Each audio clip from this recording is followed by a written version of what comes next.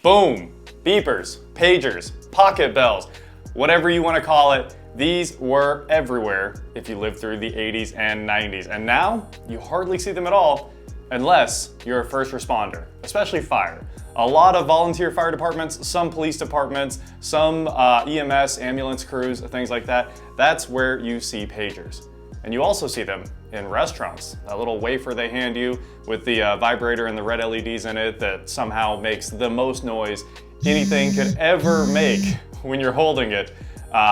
All pagers. Now this one in particular is an old school NEC generic. I guess I've looked and looked and looked for the model number of this pager, but I can't find it. It is a numeric NEC pager. It has a little cutout right there for the carrier logo and all that good stuff. I can find tons of them with different carriers because everybody slaps their own little sticker on there, but I can't find a model number on a single one of them. FCC IDs, other things like that are all over the place, but the model, it's just unknown. So a generic numeric NEC pager. And this one, I've got it powered up. It runs on a single AA battery, comes with a belt clip. Everything came with a belt clip back then. It was one of the big selling points. So we're gonna first, let's slide this thing out of here so you can take a look at it in all of its glory. We've got the number on the back here and what's left of a model label, even though rubbed off or not, there's still no model on these things.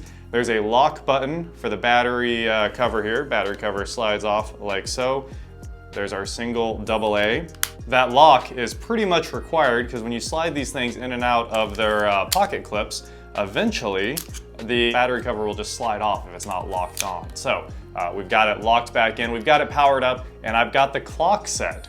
And of course, pagers are a pretty funny thing because they're not very good at retaining any information on them. Well, at least these old ones, the very generic single line or segment display ones, they don't usually retain their information. And one of those big things is the clock. It has a clock that is harder to set than setting your VCR's clock.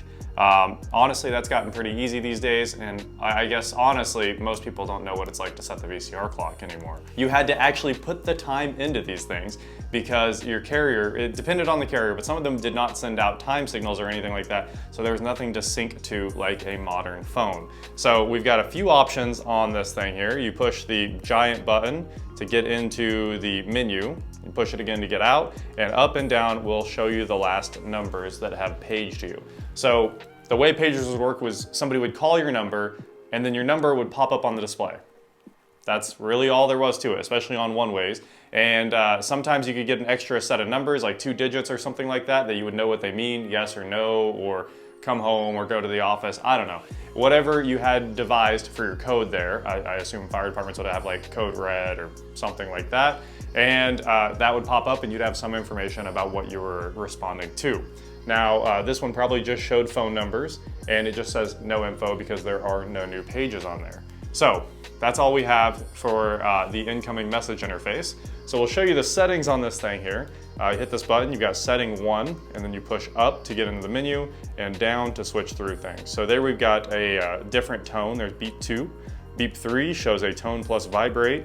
And then no beep, all dashes, shows that it vibrates. So that is the menu there. We'll go in one more time, go to set 2. It lets you set an alarm, an actual alarm clock. So we've got vibrate as a major feature there instead of just beeping, pretty cool. And of course, an alarm clock is another huge selling point, I'm sure. Can you imagine the marketing material for this thing? It beeps, it also vibrates, it has a belt clip, and it runs on 1 AA. They pretty much all ran on 1 AA. And runtime, of course, was the next biggest selling point there in the marketing, how long it would last on that single AA. So set 2 was the alarm clock, set 3 is a timer. The timer looks like a countdown timer, so I would say that just shuts it off after a specified period or maybe shuts it up. There's no documentation on this, so I can't tell you whether that's like silencing it for a time period or an elapsed time timer that just goes off after you set it. And of course, set 4 is the actual clock, and it's relatively complicated. It took me 5 tries or something like that to get the time set because you just end up jumping in and out of the menu accidentally, trying to confirm the time settings, and then of course turn off. After you turn off, you have to confirm by pushing up, and then it starts flashing off, and you have to confirm again by pushing up again. Now it has a single LED backlight on this LCD display. It's of course, as I said, a segmented LCD display, very simple, no graphics or anything like that other than what's built into the actual display. And the LED protrudes from over here by the button, so it kind of makes sense. It flows with the way the interface looks. It's laid out well and it makes sense after just a couple seconds of playing with it. You don't need a manual, but you could figure all this out with experimentation. That said, a manual would be pretty cool because you'd know how the timer works. Now this ran in the 900 megahertz frequency range. It seems like they all say 929 megahertz, and then the 1/10 of a megahertz is where they start to actually change. 900 megahertz, same bands your cordless phones ran in for quite a while, because it's an unlicensed frequency band, and it uses the Flex protocol that was built by Motorola, and it seems like mostly every pager uses Flex, if it's even remotely modern. This one is probably pretty modern. I'd say it was in the late 90s when it was built. It seems like the date range is typically 95 to 98, something like that for these generic NECs. So let's see if we can hear that thing fire up one more time.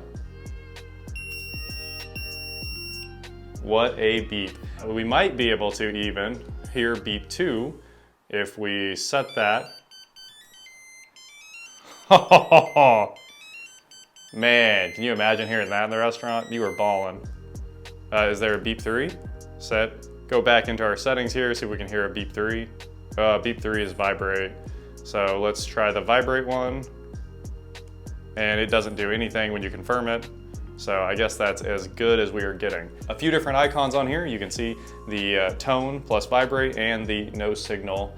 It's just an antenna with a line through it. So that's pretty much a complete walkthrough of a generic NEC pager. Let's pull the battery out. Now I didn't want to reset the time, so we had to wait, show you guys taking the battery out of this thing. So you slide the lock over, slide this thing out, and pop your battery out and swap in a new one. I assume it would have an indicator on the display that would say low bat or something like that before it actually died. Otherwise you'd end up with a dead battery with no warning, which that probably isn't ideal on something that's usually pretty critical. So that's how you pull your battery out, put it back in, super fast to change. And of course the bonus of that is you never had to go look for a charger. These typically did have NiCad batteries in them, and you just keep a couple of extra batteries at home and switch through them and put them back on the charger. But you were never in the situations that we are today where you're running around looking for like a lightning cable or USB-C or a micro, and you know, whatever charger you need is obviously not the one that's around. All you have to do is run into any store there is, you know, convenience store, Walmart, Target, whatever it was, grab another set of AA's and toss one in, and you were back on the road. So you were never without when you had a pager, which was obviously a huge benefit of them. They come back real quick. So that is a one-way pager, and if you had this, you were probably a businessman and possibly a first responder. They were everywhere for a long time. So we've talked about pagers. We've covered basically every feature and the interface on this NEC generic numeric pager. Thank you guys so much for watching Tech Throwback, and I'll catch you on the next one.